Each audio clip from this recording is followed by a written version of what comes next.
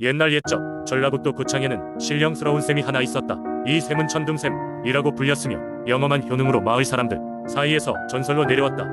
마을은 늘 농사가 잘 돼 풍요로웠고 가끔씩 가뭄이 찾아와도 항상 이 샘에서 솟아나는 물로 충분히 물을 댈 수 있었다고 한다. 천둥샘 주위에는 늘 신비로운 기운이 감돌았다. 마을 사람들은 신들의 은총이라 믿었고 해마다 정해진 날이면 이 샘에 제물을 바쳤다. 제사는 마을의 장로들 주관 아래 열렸으며 정성스럽게 준비한 곡식과 과일 그리고 정갈하게 만든 떡을 바쳤다. 그런 정성이 가득한 제사를 마친 후에는 언제나 풍년과 행복이 이어졌다고 전해진다. 전설에 따르면 이 천둥샘은 단순한 물웅덩이가 아니었다. 하늘의 신과 땅의 신이 사랑한 장소로 그들의 사랑의 결정체가 샘물이 되어 솟아난 것이다. 당시 사람들은 천둥 번개가 치는 날이면 천상의 신들이 샘에 내려와 목욕을 한다고 믿었다. 이러한 믿음은 샘물이 마치 하늘의 소리, 천둥 소리만큼 맑고 깨끗하다는 말로 이어졌다. 그러나 어느 날 마을에 큰 위기가 찾아왔다.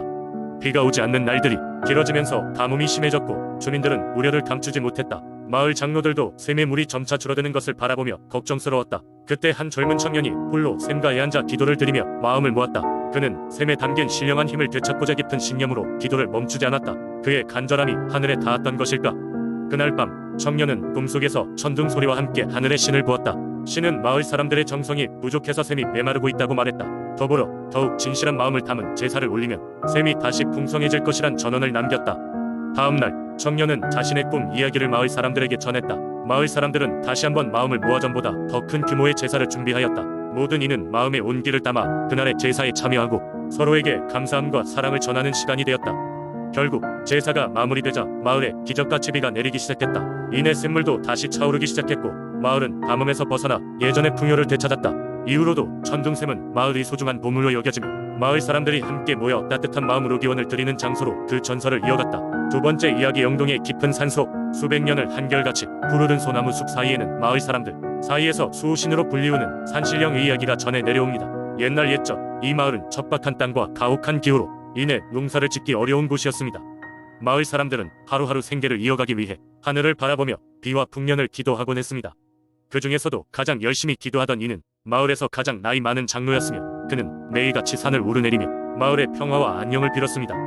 그러던 어느 날 장로는 산속 깊숙한 곳에서 희미하게 빛나는 무언가를 발견했습니다. 그것은 오래된 제단이었고 중심에는 영롱하게 빛나는 산신령의 주각상이 있었습니다. 장로는 그날 이후로 제단을 돌보며 마을 사람들에게 이 사실을 알리기 시작했습니다. 마을 사람들은 이를 신기하게 여기며 산을 찾아 기도를 올렸고 놀랍게도 그 해부터 이상하게도 마을의 수확량이 늘어나기 시작했습니다. 신기하게도 매해 가뭄이 들지 않으며 비 옷이 마을에 더 자주 내리게 되었고 마을은 조금씩 풍요로워지기 시작했습니다.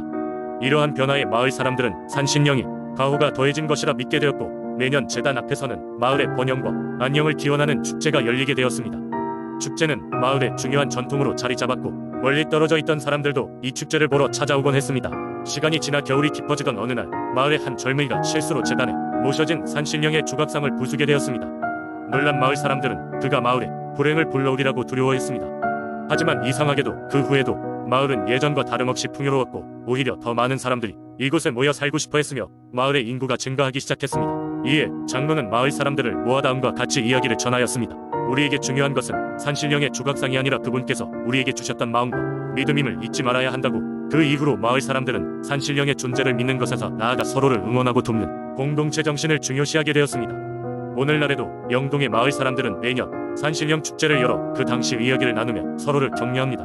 많은 이들이 이곳을 방문해 그 전통을 느끼며 산신령의 날을 기념하면서 마을의 유대감을 되새기고 있습니다. 이렇게 영동의 산신령 이야기는 그저 전설이 아닌 그들이 간직해야 할 삶의 방식이자 교훈으로 자리 잡고 있답니다. 세 번째 이야기, 오랜 세월이 흐른 인제군의 깊은 산속에는 누구도 쉽게 범접할 수 없는 숲이 있었다. 이 숲은 일찍이 산신령이 보호하고 있는 신비로운 곳이라 전해졌다. 마을 사람들이 이 숲을 지나가려면 어느 소나무 앞에 작은 제사를 올려야 했고 그래야만 산신령의 허락을 받아 안전하게 길을 지나갈 수 있었다. 이 소나무는 마을 사람들에게 산신의 나무로 불리며 특별한 의미를 지녔다. 옛날 옛적 한 젊은 사내가 있었다. 그는 영민하고 용감했지만 때로는 지나치게 호기심이 많았다. 어느 날 그 사내는 우연히 그 숲을 지나게 되었고 소나무 앞에서 제사를 올리라는 마을 사람들의 경고를 무시하고 숲으로 들어갔다. 자신감에 차있던 그 젊은이는 제사를 올리지 않아도 별일 없을 것이라 믿었다. 숲속 깊숙이 들어가던 중 갑자기 안개가 짙게 끼어 길을 잃고 말았다. 처음에는 담담하게 주변을 둘러보며 길을 찾으려 했지만 시간이 지나자 몸이 점점 지쳐갔다. 허기와 두려움이 엄습했고 그는 무엇보다 자신이 실수를 저질렀다는 것을 깨달았다. 바로 그때 숲 깊은 곳에서 푸른 빛이 뿜어져 나오는 것을 발견했다. 이상한 기운에 이끌려 조심스럽게 그곳으로 다가가자 그는 신비로운 분위기를 자아내는 산신령을 마주하게 되었다. 산신령은 그를 보며 말없이 고개를 끄덕였다. 젊은이는 무릎을 꿇고 자신의 무례함을 사죄했다. 산신령은 그의 진심 어린 사과를 듣고 소나무가 어떤 의미를 지니는지 설명해 주었다. 소나무는 산을 지키는 수호자로 숲속의 모든 생명과 조화를 이루는 방법을 가르쳐 준다는 것이었다. 산신령은 젊은이가 이 진리를 마을에 전해주기를 바랐다. 그러면서도 숲을 해치지 않을 것을 약속받고서 그를 마을로 돌려보내주었다. 젊은이는 무사히 마을로 돌아와 모든 사실을 전했고 사람들은 그 전설을 듣고 자연과 조화를 이루는 삶을 다시금 기원하게 되었다. 시간이 흐른 뒤 산신의 나무는 여전히 그 자리에 남아 마을을 지켜주었고 사람들은 숲을 지나갈 때마다 제사를 드리며 산신령에게 감사를 표했다. 이 전설은 인제의 산과 자연에 대한 마을 사람들의 공경심을 다시 한번 일깨워 주었으며 지금도 숲을 지날 때마다 조상의 가르침을 기억하게 한다. 네 번째 이야기. 옛날 옛적 전라남도 장흥의 깊은 숲속에는 어느 누구도 깊이 들어갈 엄두를 내지 못하는 구름산이라는 산이 있었습니다. 이 산은 늘 구름에 덮여 있어 이름을 그렇게 붙였다고 했지요. 마을 사람들 사이에서는 구름산에는 특별한 존재, 즉 도깨비들이 살고 있다는 소문이 돌고 있었습니다. 장흥 사람들은 바람이 부는 밤이면 종종 숲에서 들려오는 이상한 소리와 구름산 위로 올라가는 불빛을 목격하며 도깨비의 존재를 확신하게 됐습니다. 어떤 이들은 그 도깨비들이 밤마다 산 정상에서 잔치를 벌이며 춤을 추고 그 소리가 우리에게 들리는 것이라고 얘기하곤 했습니다. 이야기는 한 젊은 나무꾼인 춘삼에게로 이어집니다.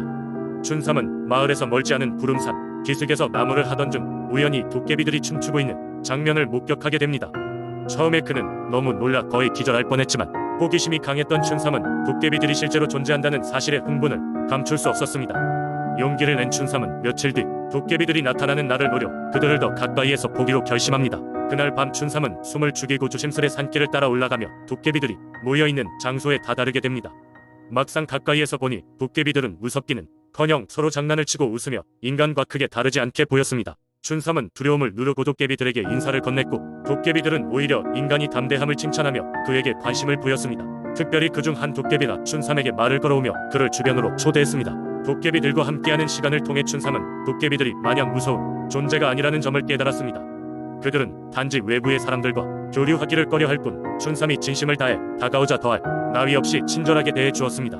도깨비는 춘삼에게 그간 구름산이 비밀을 알려주기도 하고 때때로 인간 세계에 대해 질문을 하기도 했습니다. 이후로 춘삼은 일주일에 한 번씩 구름산의 도깨비들을 방문해 이야기를 나누며 인간과 도깨비 간의 우정을 쌓아갔고 나중에는 도깨비들이 그에게 행운의 부적 하나를 선물로 주기도 했습니다. 그 부적 덕분인지 춘삼은 마을로 돌아온 후 농사가 잘 되어 부유한 삶을 살게 되었습니다. 장흥 마을 사람들은 춘삼의 놀라운 성공 비결을 의아해했고 그가 가지고 있는 비밀에 대해 궁금해했지만 그는 그저 미소를 지을 뿐이었습니다. 도깨비 친구들과의 인연이 이어지는 동안 춘삼은 삶에서 가장 값진 교훈이 무엇인지 깨달았습니다. 그것은 바로 편견 없이 다가갈 줄 아는 용기였습니다. 그 후로도 춘삼은 도깨비들과의 우정을 이어갔으며 그의 용감한 일화는 장흥 지역의 전설로 길이 남았습니다. 다섯 번째 이야기. 옛적 공주. 어느 작은 마을에 미르라는 이름의 아름다운 여인이 살고 있었습니다. 그는 마을에서 손꼽히는 미모로 많은 이들의 주목을 받았지만 그의 마음은 오직 한 사람에게만 향해 있었습니다. 그 사람은 이웃 마을에서 온 온화한 성품의 청년인 수욕이었습니다. 미르와 수욕은 어린 시절부터 함께 자라며 서로에게 특별한 감정을 품고 있었습니다. 그러나 그들의 사랑이 깊어질수록 주변의 시선과 방해가 많았습니다. 미르의 미모는 마을에서 유명해져 많은 청년들이 그녀에게 구애했지만 누구도 미르의 마음을 가질 수 없었습니다. 마을의 원로들이 그들의 사랑을 반대하였고 심지어 미르의 가족마저도 수욕과의 만남을 불허하고 말았습니다. 결국 두 사람은 마을을 떠나 멀리 있는 산속으로 도망치게 되었습니다.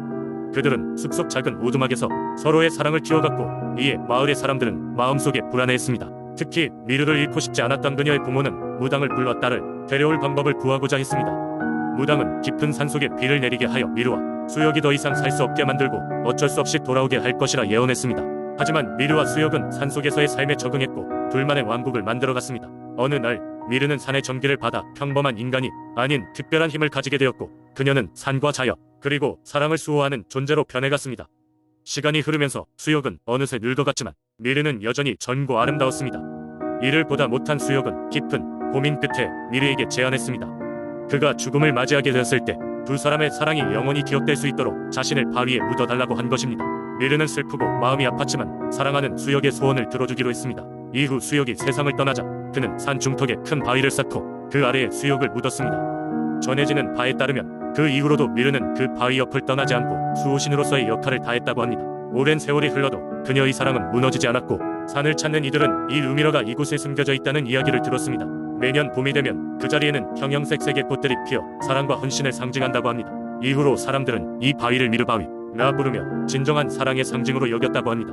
또 이곳에 들른 연인들은 미르바위를 만지고 서로의 사랑이 영원히 지속되기를 바라며 기도를 올렸습니다. 시간이 흐르며 수많은 연인의 발걸음이 이어진 이곳은 이제 마을 사람들과 방문객들에게 사랑의 성지로 사랑받고 있습니다.